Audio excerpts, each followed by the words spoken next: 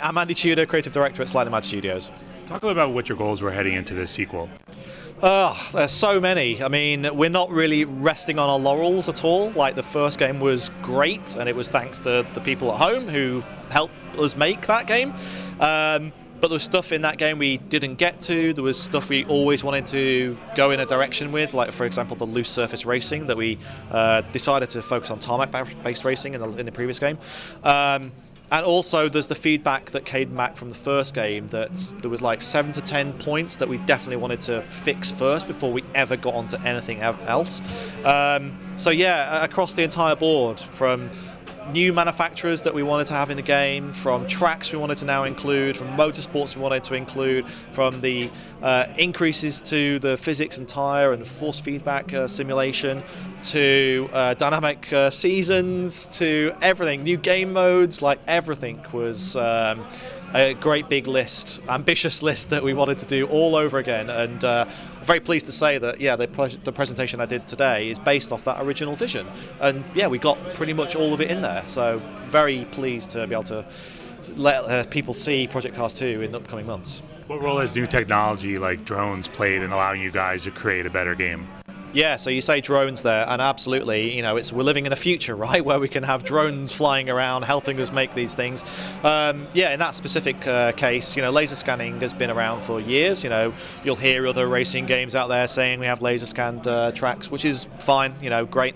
But we want to go the extra distance, and therefore having the drones fly over the tracks as well. One, it gives us a kind of extra validation check that the laser scan was correct, because the laser scan is like millimeters accurate.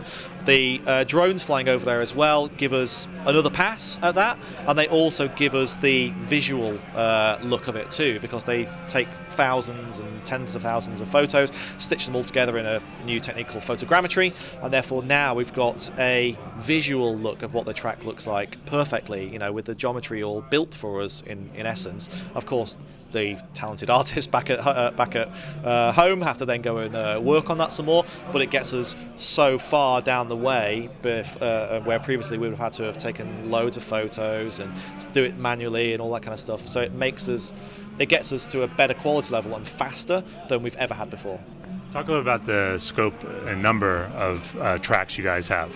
Yeah, so we've got the largest track roster out there, which is very pleased to be able to say that, but that's just a number. You know, actually, when you think about it, every single track in the game and Project Cars 1, they all had dynamic time of day and weather, and now we're going even further and having dynamic seasons as well. So that means you can race at, say, Laguna Seca in the summer, and the temperature is different in the summer than it is in the winter, and the actual the temperature, both the ambient and the track temperature, they make a difference to your car, how it handles.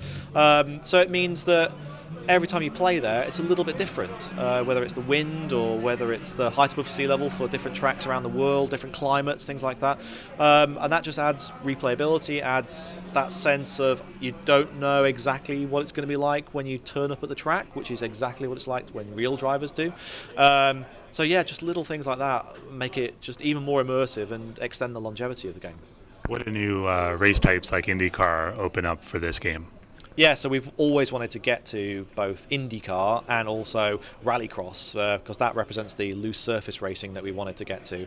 And having both of those and having the official license for IndyCar as well, it just means it's that added authenticity, isn't it? You know, we have Formula cars in the game from the first title, but we know you Americans love IndyCar as well, and it's something that we want to get to. You know, the title is Project Cars, so it means that people from around the world, you know, all have a different love for cars, you know, so having IndyCar in there is extremely special for us. There's a specific rule set, for example, for IndyCar that we have to get into the game as well, and different tactics that drivers have compared to other racing where maybe more contact is allowed and stuff like that. But yeah, it just means it opens up the game to a whole load of other people who love that particular motorsport and want to play the game, and they can play it all under the same roof as all the other, you know, motorsports in the game, like endurance racing and Le Mans prototypes and GT and touring cars and rallycross and stuff like that. So yeah, we want to have everything under our umbrella. You just mentioned drivers. How are you working with actual professional race car drivers to develop this game? So in Project Cars 1, we got real drivers on board from day one because those guys are doing it for a living, right? They're not a QA guy. They're not a gamer who's comparing our game to some other game and has never experienced it in real life. Those guys are doing it out in real life, and therefore they come to us and they say it's wrong, it's not how my car that I know intimately actually feels, and we accept that, and we know that we're going to get things wrong initially, and then they help us get it right essentially.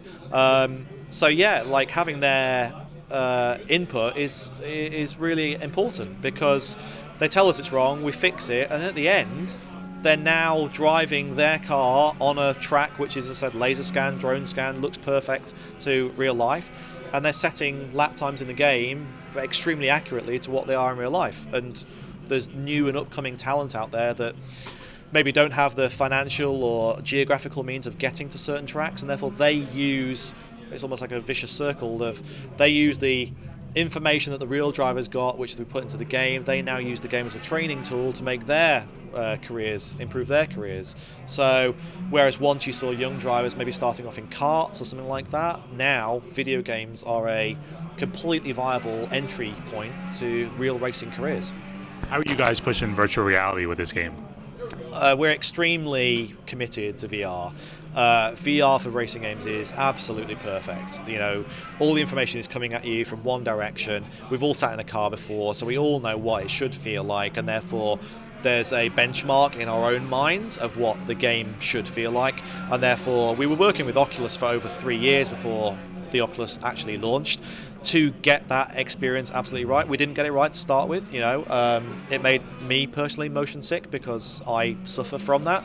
And after 3 years of realizing what is it that actually is the cause of that, we got it to an extremely comfortable place. We were still rated technically intense because of the nature of the game, but the fact that you can sit in VR in Project Cars for hours and it's actually completely fine. I mean, you'll take the headset off and you'll feel like you've gone through 5 rounds with Mike Tyson, of course, but yeah, it feels absolutely intense and extremely awesome, and it actually makes you a better driver as well. That's what we've categorically found, that the fact that you can turn into you can actually look to a corner, look to the apex, which is what you're supposed to do, and that makes you turn the corner better.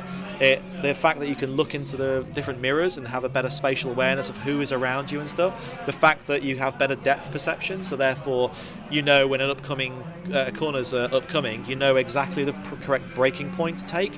Just little things like that, they all make you a better driver, and that's exactly what we found. So we found, going back to esports stuff, we found that a lot of the esport pros are now getting VR because it gives them actually a tactical advantage over people who don't. And what do you feel separates Project Cars from other racing franchises out there? Well, the first thing is we're not a car collecting game. All the cars are unlocked on tracks are unlocked from day one, so you're not earning XP or affinity or whatever. That's not important to us. We want you to be able to start career and jump into the thing that you love doing, and that's a sign of the times. We have less time on our hands nowadays to, whether it's Twitter or Instagram or TV or catch up or whatever, we don't have less time on our hands. So being able to jump in and have a great experience straight away out of the box is extremely important to us.